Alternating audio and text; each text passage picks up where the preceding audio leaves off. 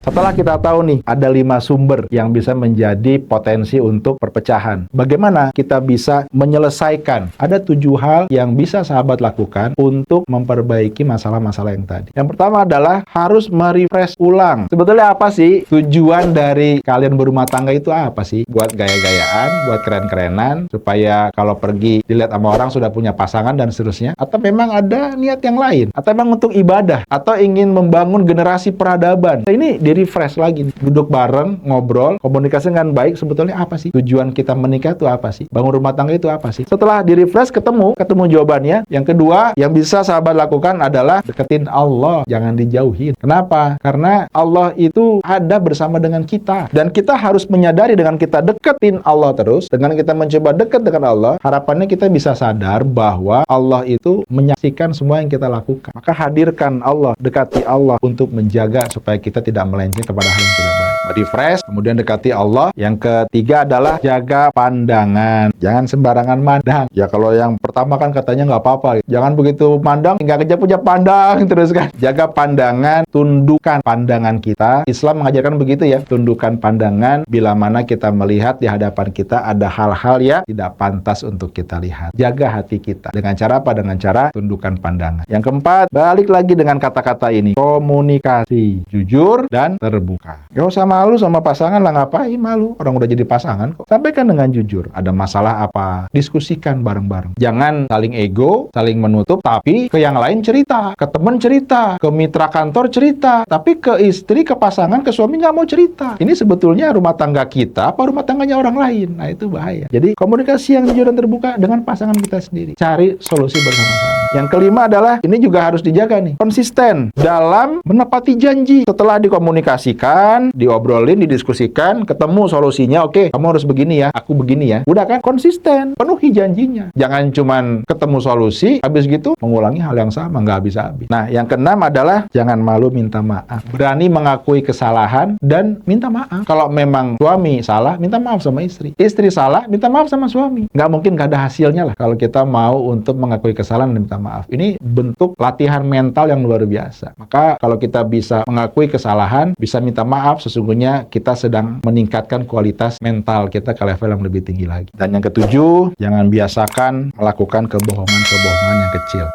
Hindari melakukan kebohongan-kebohongan yang kecil. Kenapa? Dari bohong yang kecil akan muncul bohong yang besar, akan muncul penipuan, akan muncul manipulasi. Ujungnya apa? Ujungnya ntar perselingkuhan, kemudian menggunakan harta di jalan yang tidak baik, dan seterusnya.